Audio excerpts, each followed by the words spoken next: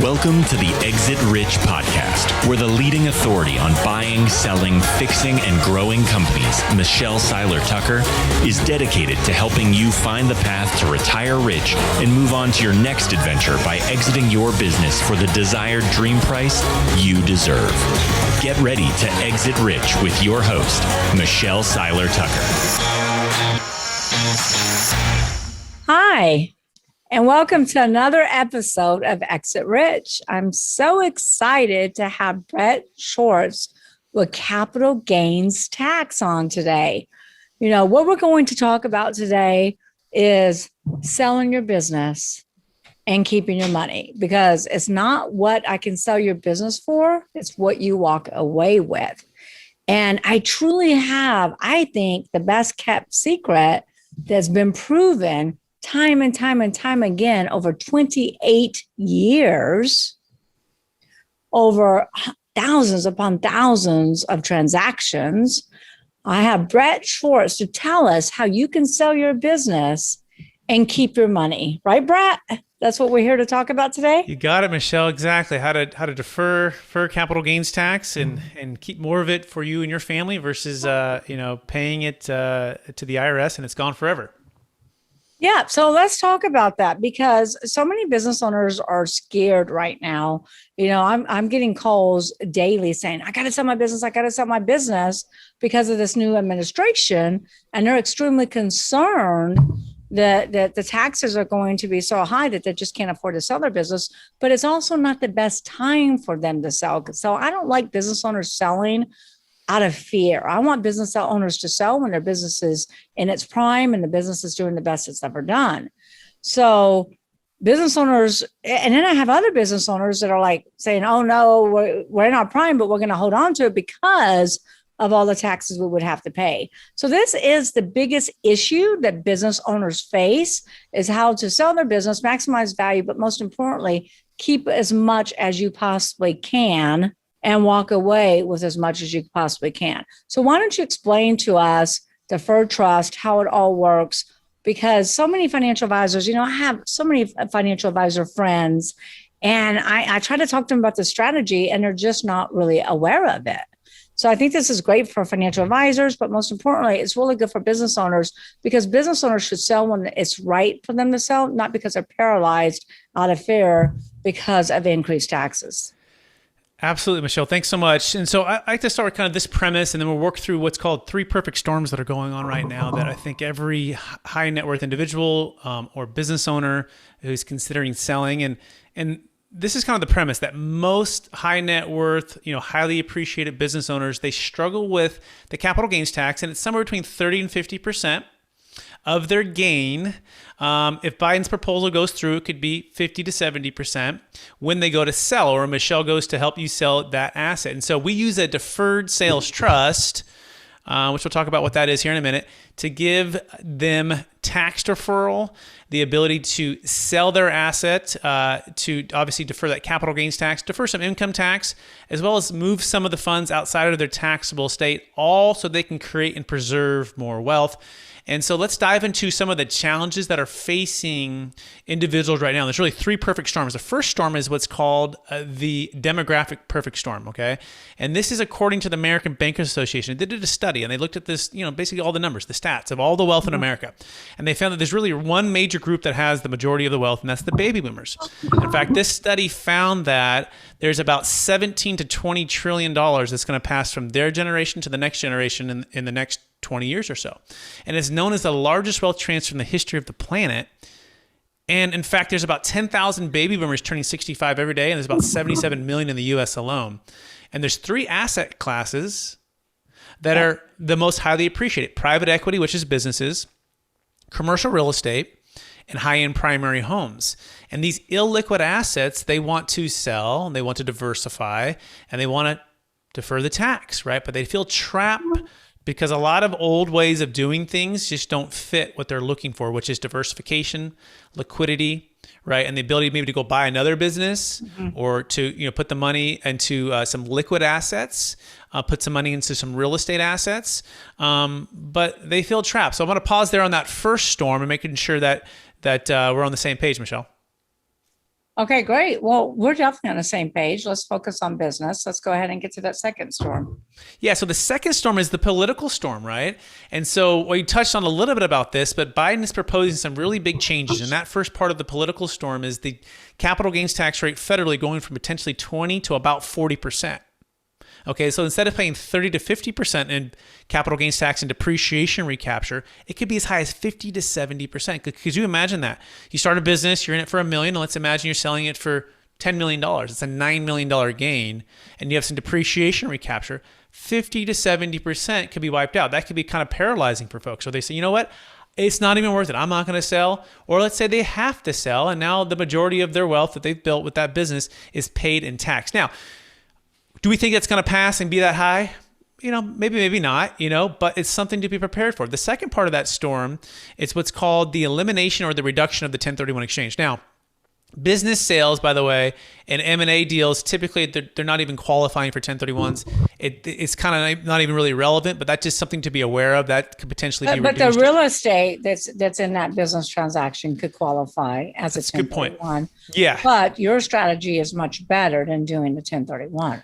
Right, which we'll talk about, right? And the last one is the part of the political storm is the elimination of potentially the stepped up basis, which that single one is the biggest potential wealth transfer from the individual and from families and from wealth in America to government that we might ever see in the history of the world, right? Because of the baby boomers and all of that. So do we think that's going to pass? Again, maybe not, but it's something to be aware of because these are the things that are being looked at. So we want to find a solution to that. And the last one is the economic storm. It's just that valuations and prices are sky high. We believe it's a great time to sell.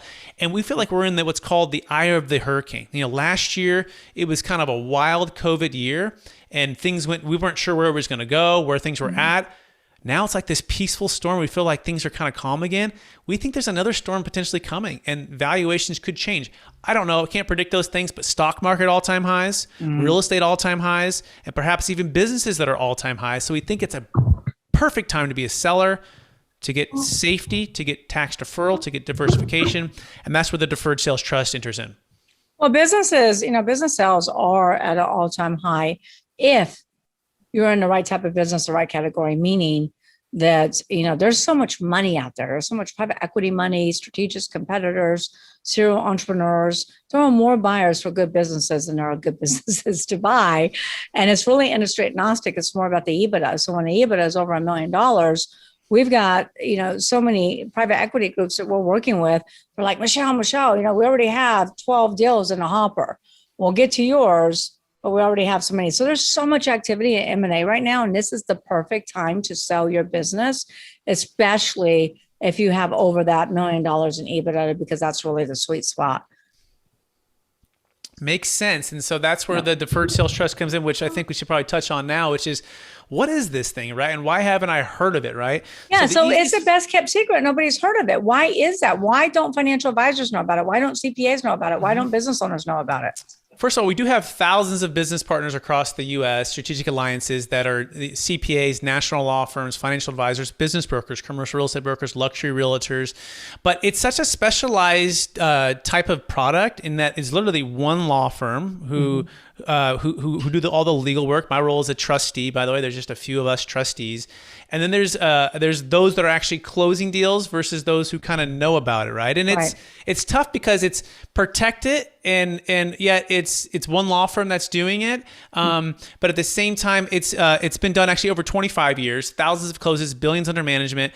And there's also a level of skepticism because people just, they've been with their CPA for a long time and even their M&A or their tax attorneys, and maybe they hadn't heard of it. And so sometimes it's hard for people to learn something new that they hadn't heard of. But I liken it to Blockbuster versus Netflix. At a certain point, you didn't know Netflix, right? You knew Blockbuster, right? And it wasn't until the adoption of it and more people were doing it and you saw and you knew that you moved over. But a lot of old ways of doing things and things are changing. we need to try to make it out. But I'll give you kind of two stories that really help build my confidence with this, and I think it'll help your listeners as well. There's a gentleman named Bill Gross, and for those who know who Bill Gross is, he's a really respected financial advisor in the industry, okay? And he worked with a gentleman named David Young. They worked with a group called PIMCO, and they put PIMCO from 80 billion to 1.2 trillion. And they grew this to one of the most respected, great, money management companies in the world, and managing money for some of the top money in the world. And about 15 years ago, they all kind of retire. There's like 5 of these guys that all kind of really ran this thing.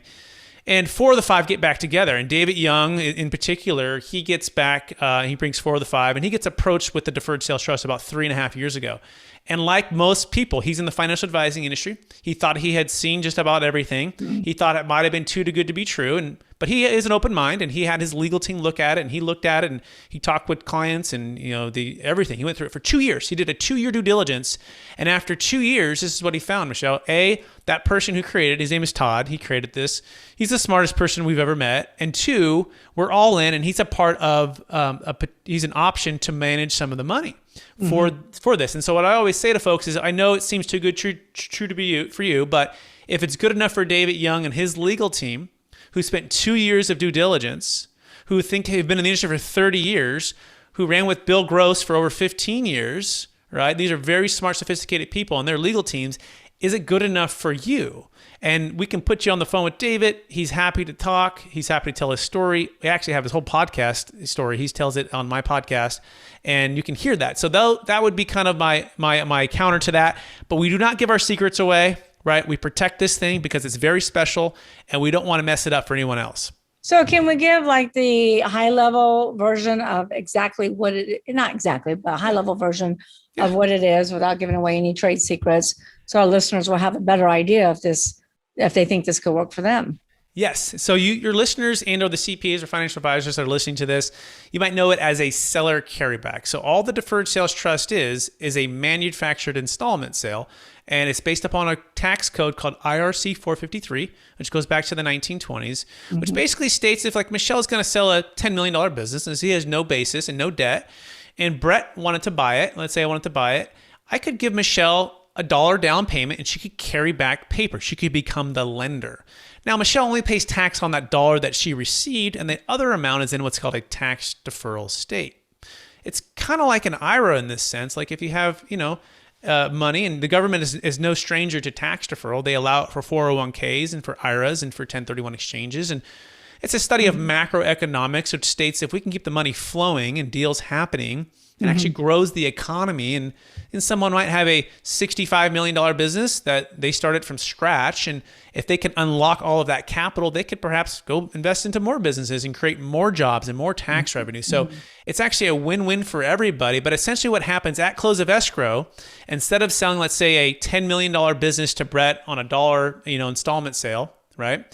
We find a cash buyer for $10 million, all cash. They can get a loan, doesn't matter. And we actually form a third party, what's called a trust, a deferred sales trust, with a third party trustee, which is my role, right? And we say, hey, Joe, why don't you buy it for $10 million from Michelle? But instead of putting the cash directly to Michelle and her having to pay tax on all $10 million, would you just cooperate with this trust? And so what happens is Michelle sells the $10 million business to the trust, and the trust turns around and sells it to the cash buyer. Now, Joe, the cash buyer, gets everything he bargained for, so he's gone. And what's left is Michelle owns what's called a promissory note, and she has lent the $10 million to the trust. Therefore, it's in a tax deferral state. And let's imagine it would have been a 40% tax. So instead of having $6 million, you get the full 10, right? Just kind of like an IRA. Instead of paying all the tax and not putting it into the IRA, you can put it into the IRA and you can defer the tax. And so now over time, you'll get paid back. You became the lender, typically structured around 8% on a 10-year term, of which you can renew every 10 years. You can pass it on to your kids. And so you're paying taxes when you take it out at the 8% level, correct? Exactly, precisely. And then a financial advisor is taking that $10 million and reinvesting it. Precisely. Instead of having 6, there's 10. So it's a win-win for the client, win-win for the financial advisor, right? And also can help get deals done, right? Because there's some deals that, there's 2 partners and they have a certain number. In fact, into one of the second stories, there was a financial advisor who worked for LPL Advisors, and he was actually selling his business. He's one of the top advisors. And this is over 15 years ago. And he's looking at his dollar amount that he needs here post-tax, right? Which means he needs to grow his EBITDA. He needs to grow his revenue here, right? Well, now he can sell today his business because it's pre-tax. And so for him, the transformation was, I can get 10 years back in my life, right? And he had an ace in his pocket, by the way, because he was also very skeptical. And he said, you know what? I've been in business for 35 years. I thought I knew it all. I thought I'd seen it all. But I learned something new. And his ace in his pocket was his wife, who was even smarter than him, who was a treasury attorney, okay? And so she worked for the government, very smart, very sophisticated. And he goes, honey, I told you, and when we got married, that I would never do anything that you didn't approve. But I think we might have something. I don't know if it's too good to be true, but would you go back and just kind of research this with the resources that you have? She said, sure, no problem. And he goes, but if it's true, just so you know, I will sell my company and we can retire 10 years earlier, move out of California, relocate. So she takes it. And I don't know if you've seen that show Suits, Michelle, right?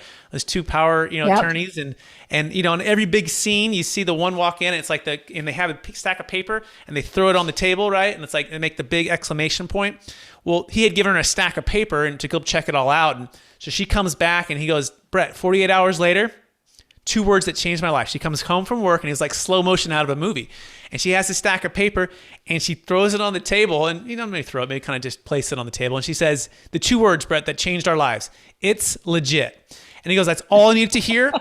He goes, if a treasury attorney, right, for the United States government is willing, and he goes, Brett, this is what I go, can you come on my podcast and tell me that? And he's like, no, I don't want to go on videos. I'm like, no problem. He goes, Brett, this is what I want you to know though. I was in the business for 35 years. She was, working with the government for over 20 years. Do you think we would put our legacy, her legacy, on something that we didn't feel was 100% legal and legit? He goes, never would we do that. With tax? No way. He goes, and that was over 15 years ago.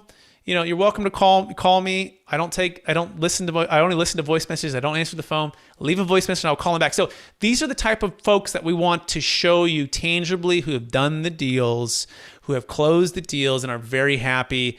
So hopefully that answers the question, Michelle. And so you take 8% out, but you can also take money out when you want to invest into real estate, to invest into other businesses. Are you penalized, or is that when you're paying more to taxes on whatever you check out? Kind of explain how you can reinvest that money. So super flexible, but I want to let you know the difference between taking out and the difference between reallocating, okay? Mm-hmm. And so understand that in this scenario, you are not the owner of the trust. You are the lender, which is also something that some people got to really understand. You've become the banker. And what the trust does is owes you that 8% over a 10-year term. Typically, it's paying you interest-only payments. Somewhere between 5 is it always 8% over a 10-year term, or is it what you negotiate, or what works best for you and your family? So it's based upon your risk tolerance, and then it's based upon your needs and your wants, okay? So you start with a risk tolerance questionnaire before anything goes anywhere, and that's going to be kind of like the constitution for how and where the funds are invested, okay? You and your wife would fill that out. Generally speaking, most of our trusts are structured at 8%. Typically, people are taking interest-only payments, somewhere between, let's say, 4 and 7% payouts over a 10-year period, and the balloon is due in 10, at which point, again, they can renew it and just keep the tax deferral going. That being said, if their risk tolerance is lower, then it might be a 7% and 6%, right? But most of my clients are at 8%. That being said, now we need to go make a return on that money, right? Because we're not guaranteeing the 8, right? We've got to go invest the money. And so we, as a team, with the financial advisor, would present an allocation based upon the risk tolerance, and nothing gets invested without your approval. Okay.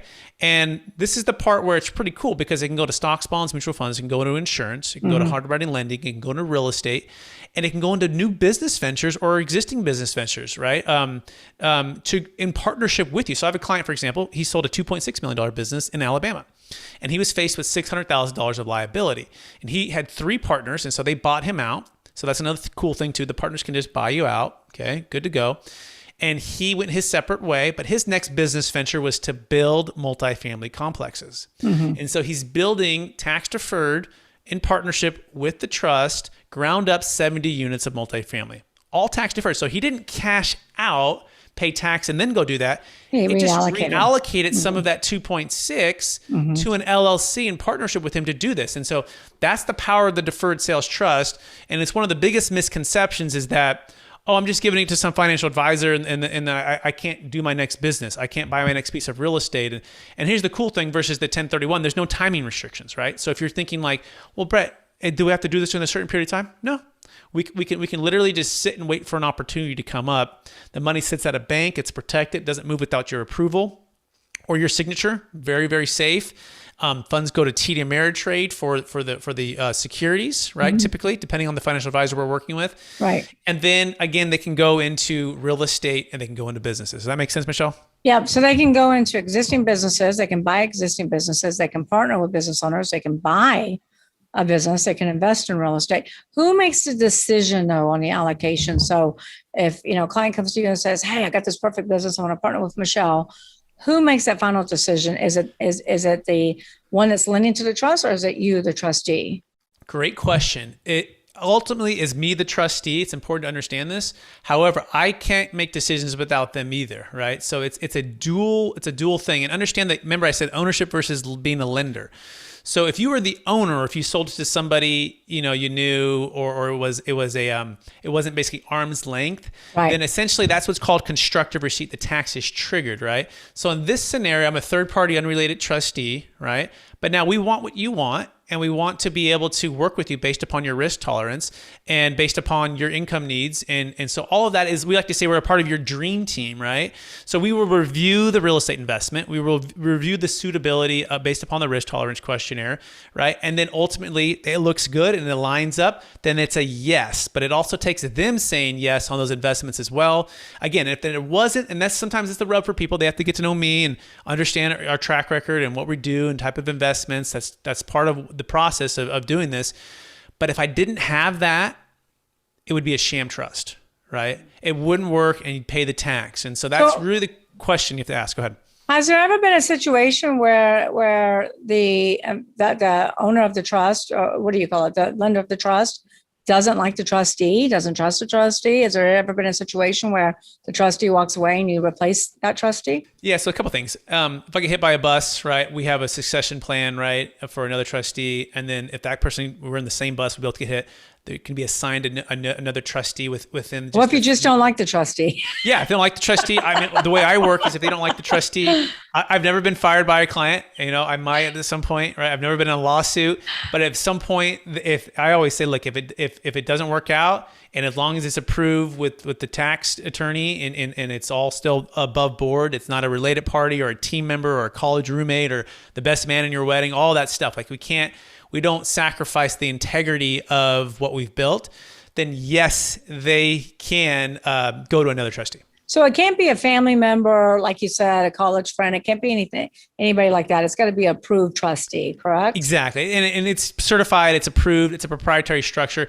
What you'll quickly learn, and maybe you're even learning it right now, right? Mm-hmm. It's not just like setting up an LLC and just transferring. Like, it's literally a team of professionals that are experts in all playing their role. And I liken it to a Roman legion with all shields, right? And there's the tax attorney who's the creator, and he's the brain surgeon. He's got his little spear and his shield, and the client's in the middle.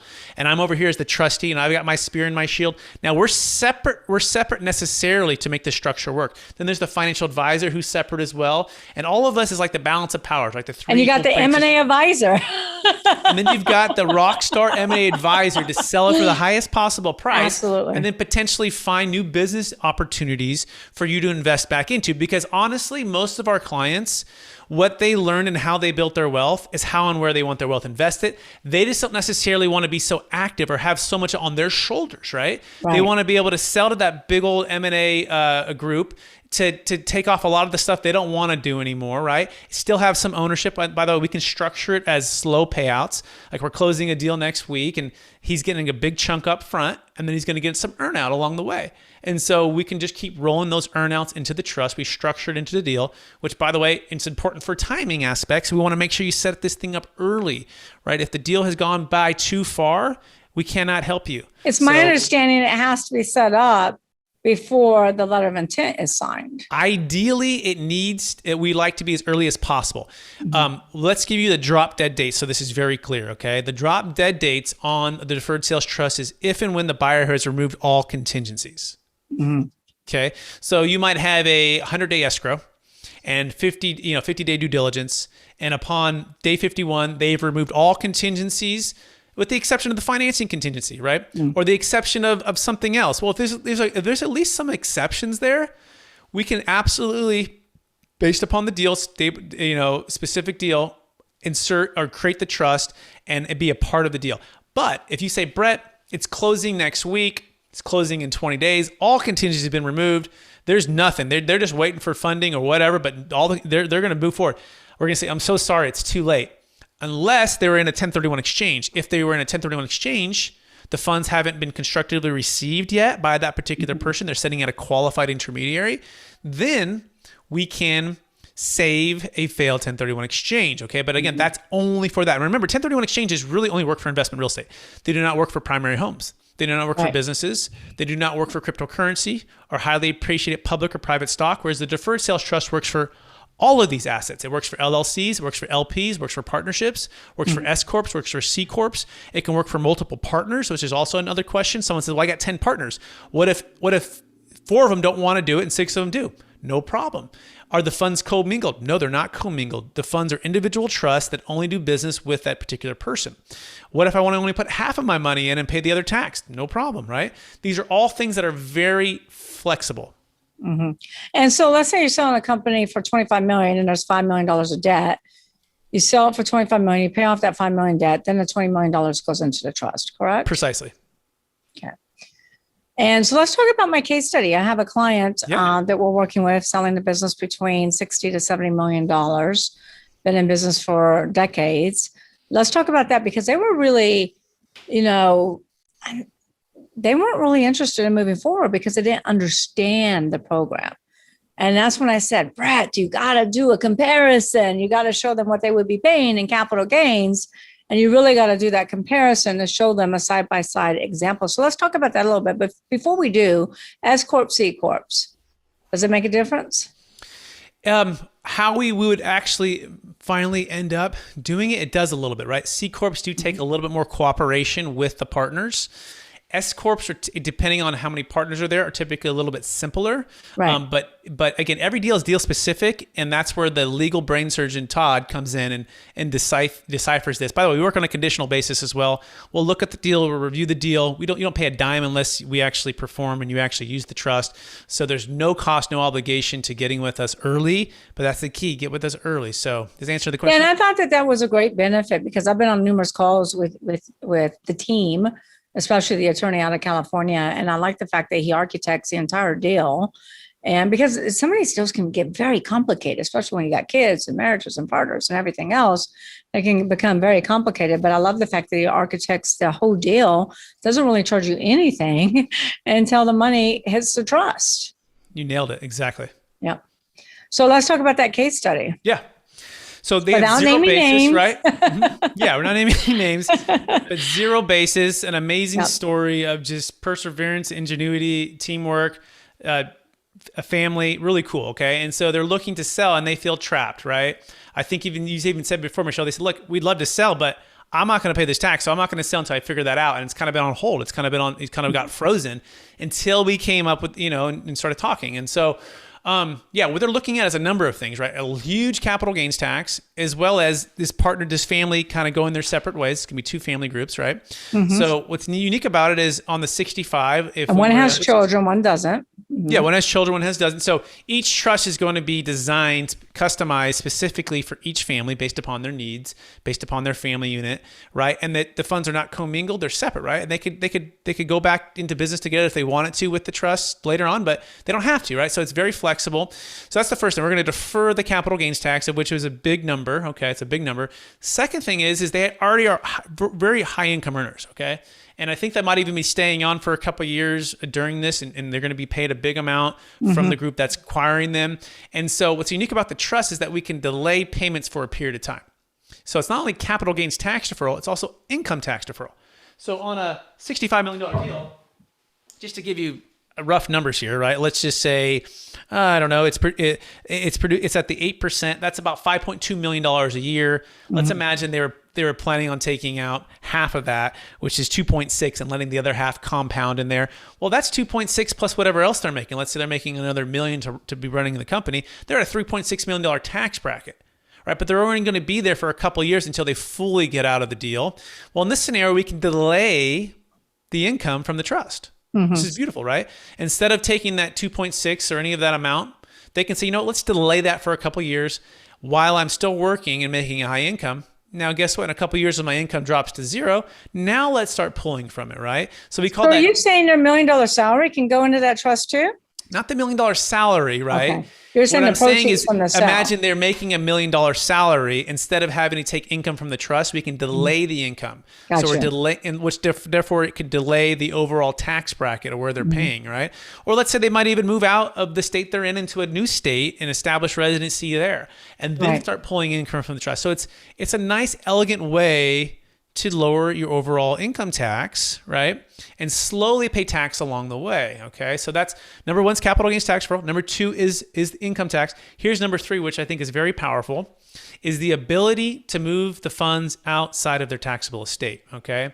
And it doesn't matter what size of deal, and this is a great way we can do that, and that could save 40%.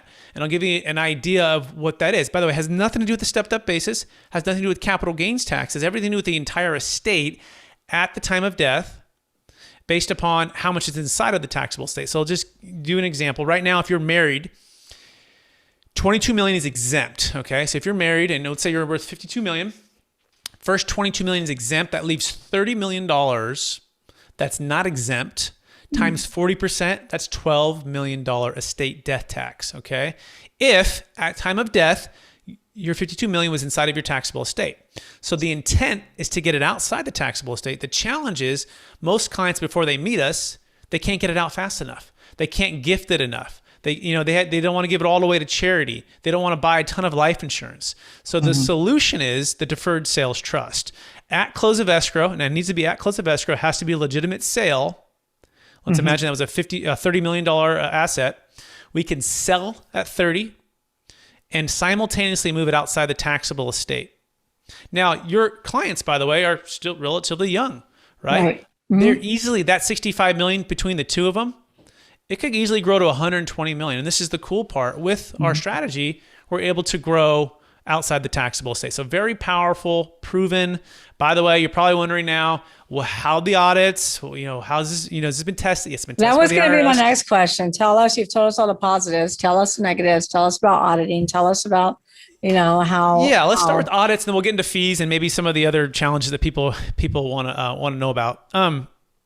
So there's been over a dozen no change IRS audits, and there's been, again, thousands that have closed over the 25-year track record.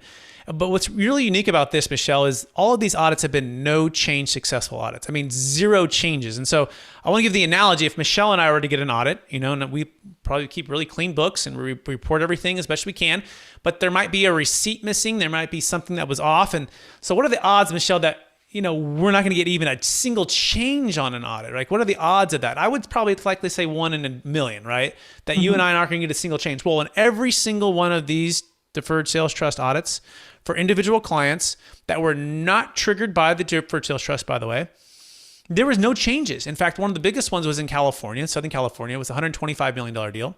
It was a no change successful audits. Now, you're like, okay, that's cool, Brett. Well, what else has been tested by the IRS? Well, there's been a couple formal audits. And what I mean by that is, they're looking at the entire structure. They're sitting down and saying, look, it's not a particular deal, but you guys are getting so big. We just want to find out, is there any trap doors? Is there anything there that we need to be concerned about? You guys are going to hurt. You can hurt a lot of people. And we're like, here's everything. Here's it all. One happened in 2008. Another one happened in 2019. Both of these were successful no change IRS audits. It's never been on an IRS watch list. It's never been on it's called a dirty dozen. There's also what's called a private letter ruling, of which on form and substance for the structure, it was approved. So literally it's a perfect track record, Michelle, right? It's perfect. There's almost been more scrutiny on just a few other strategies than ours. But again, it's proprietary, it's protected, it's one law firm, and that's why, versus a 1031 exchange, there's 5,000 exchange companies all out there educating and talking about it, whereas there's one law firm that's there that does all of them. And then there's thousands of folks that are talking about it, but they're not like dedicated companies. So that's, except for like mine and a couple others. So hopefully that answers the question there on the legal part. Any other questions there or thoughts? How many attorneys are in that one law firm? Because when I hear one law firm, that scares me. Yeah, it's a law firm. What happens if something happens to that lawyer? That's right. I know. What if we've asked that, right? There's succession planning. We've had the succession plans in place, and there's multiple attorneys, and so, but also there's audit defense. This is another thing I kind of want to touch on. If you close the deal, you pay the one-time fee to the tax attorneys, and then we'll talk about the ongoing fees here in a second.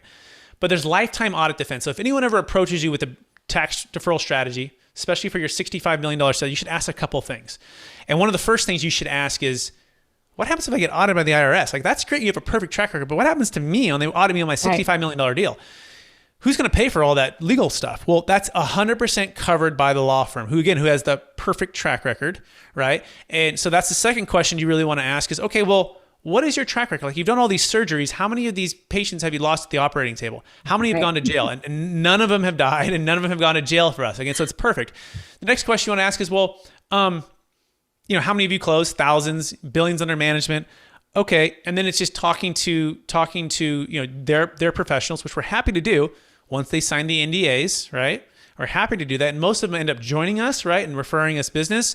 But hopefully that answers the legal part. Anything else on the legal part? No, I don't think so. Other than what triggers an audit? Other than being too big, what triggers? Yeah. So there's different levels of when you can be triggered on an audit, right? Based upon how you're reporting on your taxes, companies you're running, all these different things. What's unique about the deferred sales trust, it's one of the lowest audit risk triggers, okay?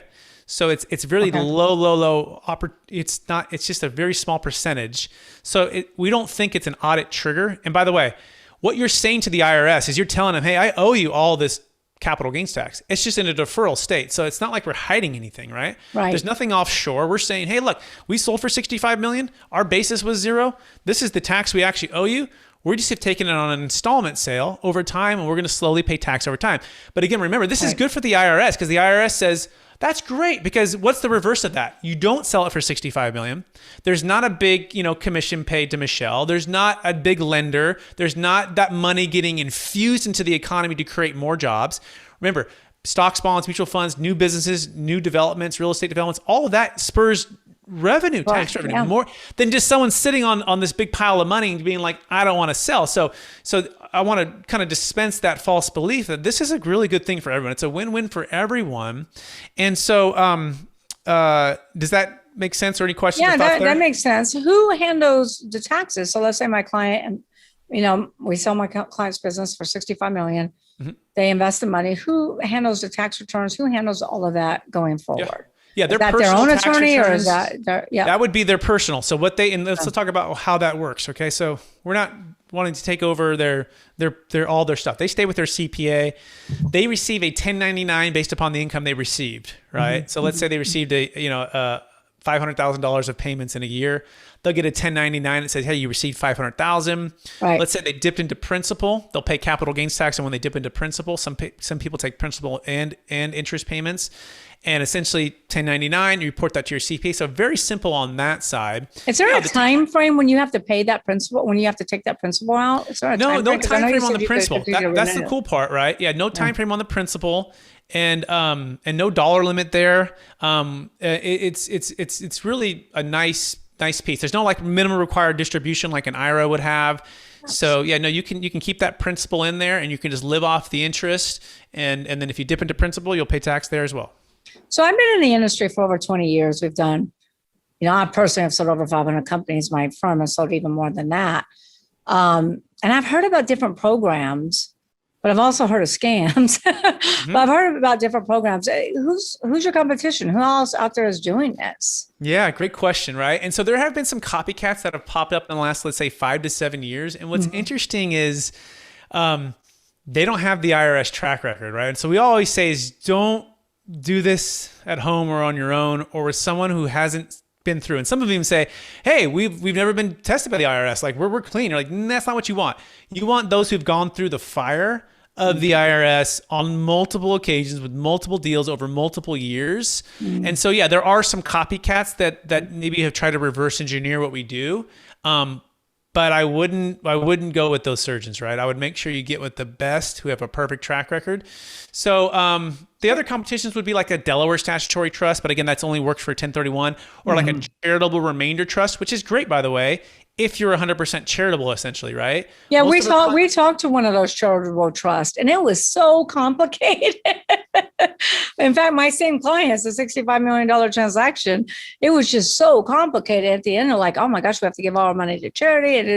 It was very, very complicated. And it's pretty inflexible with how and where you can invest the funds. Like, so again, most of the business professionals and owners and commercial real estate people we work with, they know and like and trust the things they've made wealth in, and they don't want to be restricted to just a lot of things that they're not comfortable with, right? So by being able to go back and do those things, it gives the option. Not all of them want to do that. Some of them want to completely retire, but who knows? The market may crash and you got a deal. You might want to buy your business back. In fact, there was a deal in 2006. A gentleman sold a $20 million commercial real estate asset. 5 years later, that property was foreclosed on and the funds were sitting in the trust.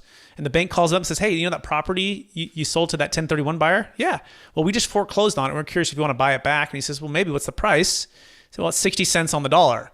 So he was able to reallocate with the trustee's approval to put it into an LLC, all tax deferred, and bought it back at 60 cents on the dollar. And you go, "Really? You can do that?" "Yeah, it's all legal. It's all above board. It's all fair market value. It's a legit JV partnership with the trust." Like, so we've already proven it. Like, we stay within the rule book. We don't deviate. And when we do that, we all win. So what happens when what happens when, let's say, me and a trustee don't agree? And I want to do a certain investment and my trustee is telling me no. And I'm like, "It's a great deal. I've been around business, forever. I've been a long-term entrepreneur." What happens when we disagree? Yeah. So if we were to disagree, there's two options. I'll give you kind of the extreme. "Hey, Brett, can I put it all into Ethereum?" Like, I've kind of had people ask me that. "Can I put it all into cryptocurrency?" And it's like, "Hey, if you want to go jump off a cliff," that's a big mistake. Yeah. So check it out. Like, because it's a legit question. Like they're throwing these hypotheticals. "I want to put it all into Bitcoin." Okay. Well, first of all, you filled out a risk tolerance questionnaire, and you told us that your risk was here, and what you're saying is like, to the moon risk, right? So it's not matching up. So a couple options. A, hey, how about we just pay you back all your money, go pay your tax, and then go put it into Bitcoin. And by the way, we hope it goes to the moon, and then you come back and do a DST on that, right? With us. That's cool. So that's the extreme scenario, right? Now let's talk about the practical level. So you send me a business venture that you know, like, and trust with partners that you know, like, and trust. And you're like, "Brett, this is the numbers. Here's the deal. And this is basically the return based upon the market research." Like, there's no reason that a large percentage of the trust, let's say it's 10 million, in the trust, up to about 80% is allowed to go what's called outside deals. We do keep some reserves, about 20%. Okay, still your money, still earning typically investment grade securities, right? That's where that's at. But that other 80% can be used for a down payment to purchase that business, to do that deal. You can buy it all cash. You can get financing, right? Like, that's great. You form that LLC, you're running that LLC, and it's wonderful. So it's honestly not that often that we would say no to something. Now, if you say, "Hey, I'm running some random hotel in Brazil, ground development. I don't know any of these people." But most of the people we're working with are very sophisticated and smart, Michelle. Yeah. We're really smart in this tax deferral part of it, and we're going to guide them there. But they're really smart about making money. They don't necessarily need our help. So go back to, you retain 20%. Yeah. So the trust maintains 20% liquidity. I'm coughing, so now you're coughing. You're passing it to me. You're passing it to me, Michelle. Yeah, some liquidity, right? So it's like a bank. If a bank said, "Hey, Michelle, we'll give you a loan for $2 million, but you got to keep $200,000 at our bank," it's still your money, still earning interest. It's just like a reserve account. Right. Well, this is like a reserve, but it's still invested. We're not just, it could sit in the bank for a while, but typically we're putting it in investment grade securities, very protected, stuff that's conservative, that's based upon your risk tolerance that you approve, right? So does that make sense? Yeah, absolutely. Now let's talk about the financial advisory part of the business, because I know, like, I've been on several calls, and you have a financial advisor that you recommend, right? Yeah. To work on my clients' deals.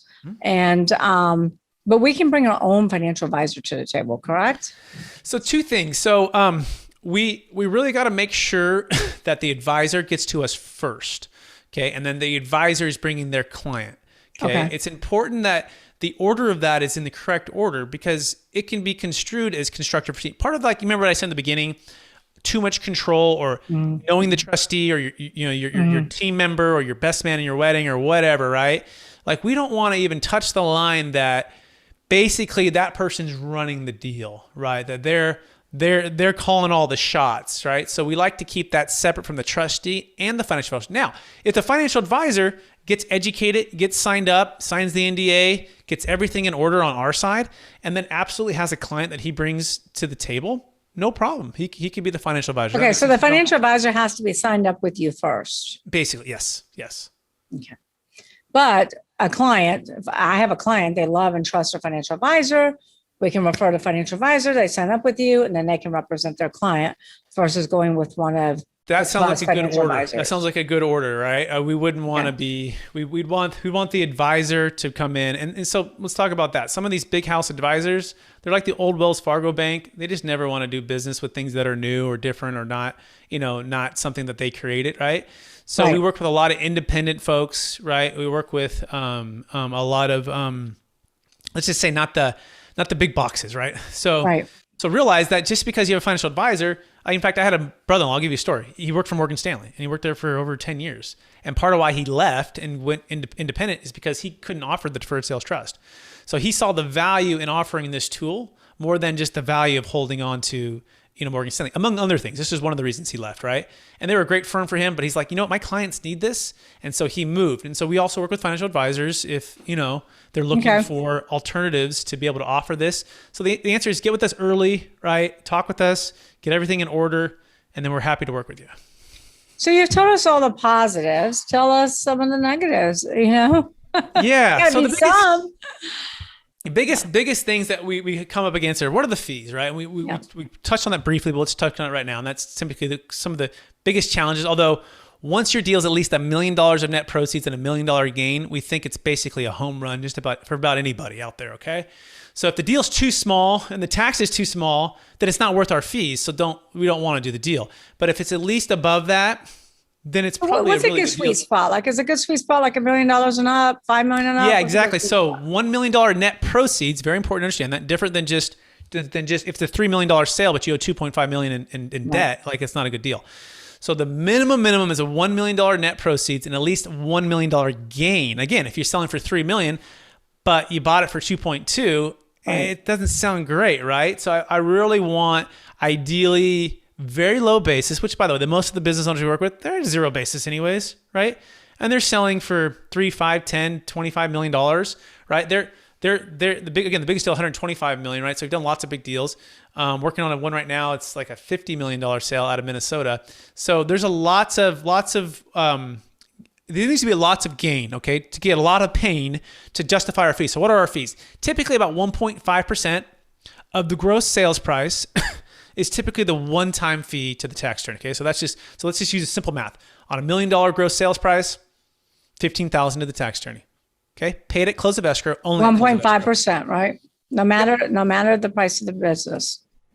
Yeah. Now, if it goes higher, then we get a little break. They typically charge 1.25. Like, say it's a $2 million deal. So you have $15,000 on that first million, and then $12,500 on that second million, right?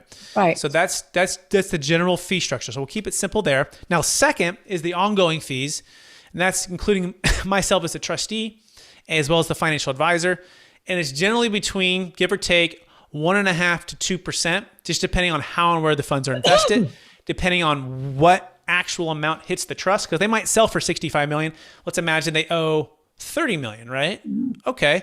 Or they might sell for $6 million, but they owe $3 million, right? So depending on the amount that hits, that's generally the ongoing. Now, it's important to understand that trustees by themselves, like me by myself, a corporate trustee, they can sometimes be as high as 1 to 1.25, right? Financial advisors by themselves can be as high as 1 to 1.5, right? Depending on the deal size, everything else. So we do try to keep it institutional and we do try to keep it low. And so that's the general fees there, okay? The last thing I'll touch on is if and wherever you go with the funds. So some people say, well, what if I want to run 80% of it into my own business deal, real estate deal? Do I still have to pay fees? Yes, you do. So no matter where and how the funds are invested, it's always about 1.5 to 2 on an ongoing basis, right? No matter Which you out earn that 1.5 to 2%. Yeah. So we're trying to earn 8%. Let's talk about the promissory note, right? So we're trying, not guaranteed, but we're trying to, as a team, everyone together, earn about 9.5 or so, 9.5 to 10 to net compounding 8% over a 10-year term. On average, 10-year, 8%, 8%, which if you do the rule of 72, which states if I can earn 7% compounding over 10 years, at the end of 10 years, that amount doubles. So let's say you would have paid $4 million of tax on a $10 million sale. You put it all into the trust. Let's imagine you took no payments for 10 years, and let's imagine it netted 7% net of the fees. Well, that 10 would now be 20 million. Right? So that's where we figure out that math, right? So does that make sense, Michelle? Yeah, of course. Yeah. Now, also remember estate tax. So we're going to move that funds outside the taxable estate. So this is the legacy play here, right? Especially for these ultra high net worth individuals who are selling huge things. You got to look post death, right? Because if that 65 million that we do on that deal, that let's say they would have paid 20 million, now they have 65, grows to 120. Well, guess what? We can save 40% on that 120. Those exclusion amounts, by the way, the 22 million married, they're set to go back to 12 million in 2025 married. Potentially even 7 million married, 3.5 million single. Even crazier, I've even heard just 1 million per person or per married couple, or to be 2 million total. Like, so just to think about that, you grew something to $100 million just to have 40% of it upon your death, because it's inside of your taxable estate, be completely wiped out. So this is very important to understand, and it's a compelling reason to sell now and not just hold on for the stepped up basis, because the stepped up basis doesn't move it outside your taxable estate. Right. So connecting these dots, it's no longer about cash flow, it's about tax flow. Okay? Because as capital gains tax, estate tax, everything goes up. How are you managing that? So it's preservation using proven tax deferral strategies, right? Proven estate tax strategies to maintain the family legacy and wealth. And that's why we're in what we're doing. And if you want to give to some charity, by all means, it's your money, do what you want, right? But we like to say, control that income stream with your family and then funnel that to the charities that you believe in, because the charities, their leadership can change, right? And you could go, mom and dad supported $100 million for this charity, but they would never support what happened 10 or 20 years later after their death. But if you can keep those values with your kids, you can tell kids, we're going to go to the deferred sales trust. We're going to give the same amount on cash flow to them. But if their values change, stop that and go to someone else that we support the values. So that's the real big thing about the CRT, that, again, I love charities, but I don't love if leadership changes and my values are not, I'm supporting something that's not supporting my values. Yep. So great information. What else do we need to know? Just be early, right? Just be early. Well, yeah, be early. And then what I really love about this is, sellers will call me up all the time and say, Michelle, I need to sell my business. And, I always ask them, always take their temperature, asking them, what do you want? And I always cringe because I know it's unrealistic. So they'll say, Michelle, I want $20 million. And their EBITDA is maybe $200,000 or $1 million. They're not going to get 20 million. But then when we really drill down, they don't really need $20 million to live on. Because when you figure out tax deferred, right, what we can save them on taxes, lifespan, how much they need a month to live on, a year, et cetera, they really don't need 20 million. Maybe they need 7 million. Does that make sense? So this is a great tool for that. This is a great program for that.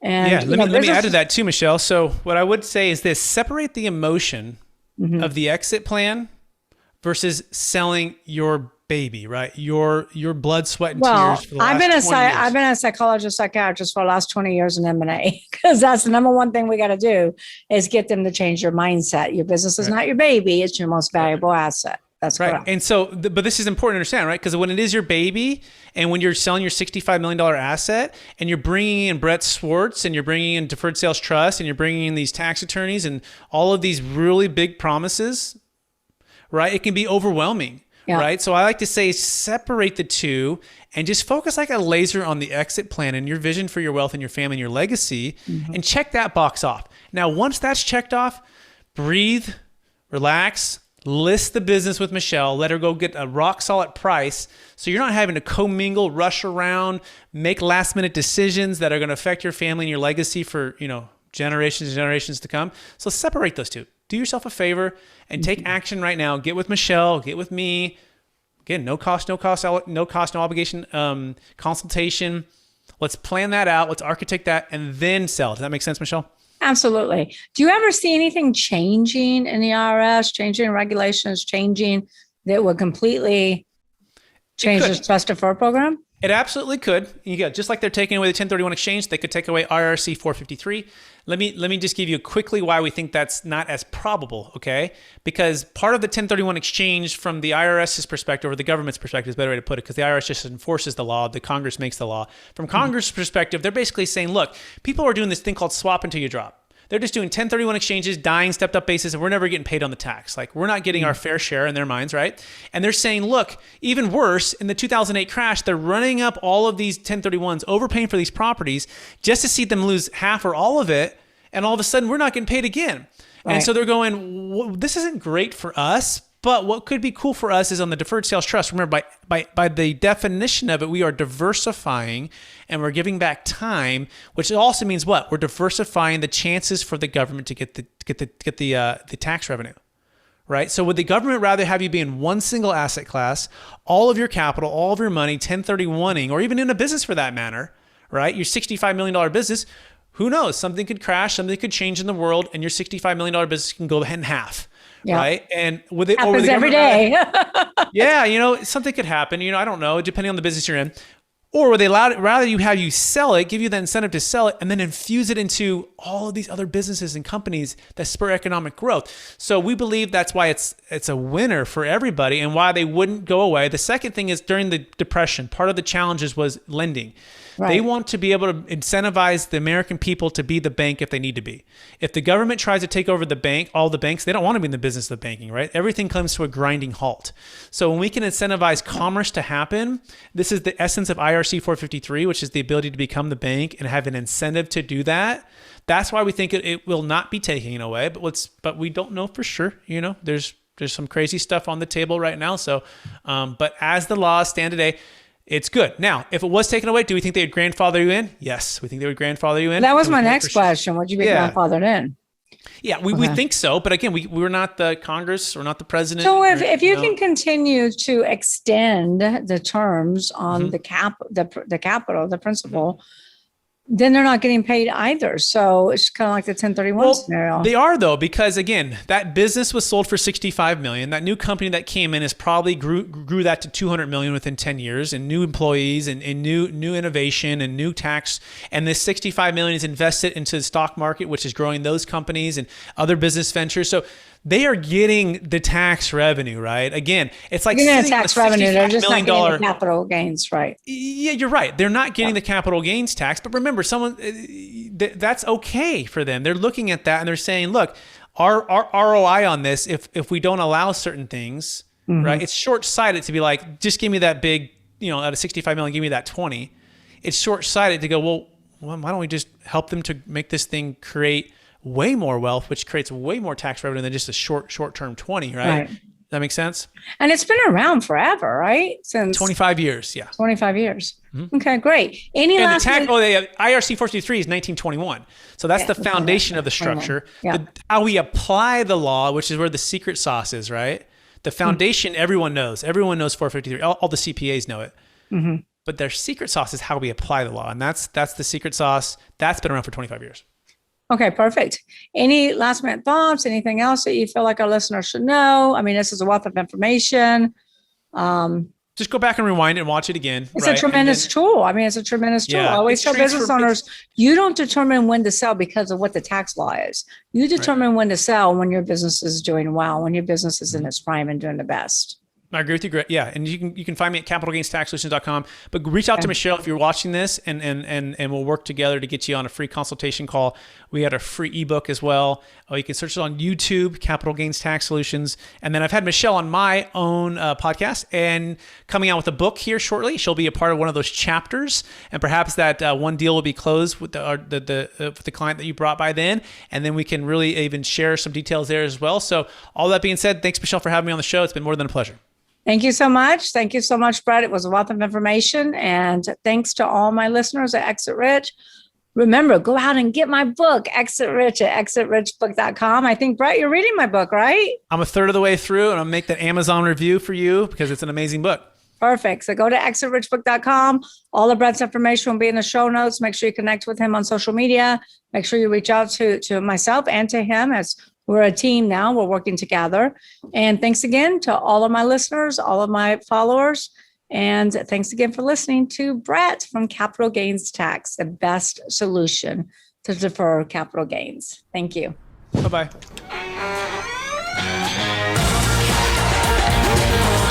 Thanks for listening to the Exit Rich podcast. Don't forget to check out Michelle Seiler Tucker's Build to Sell Blueprint books and Exit Rich, along with more blogs, videos, and resources at exitrichpodcast.com. Be sure to connect with Michelle on Facebook or LinkedIn and stay tuned for her next episode by subscribing in your favorite podcast player.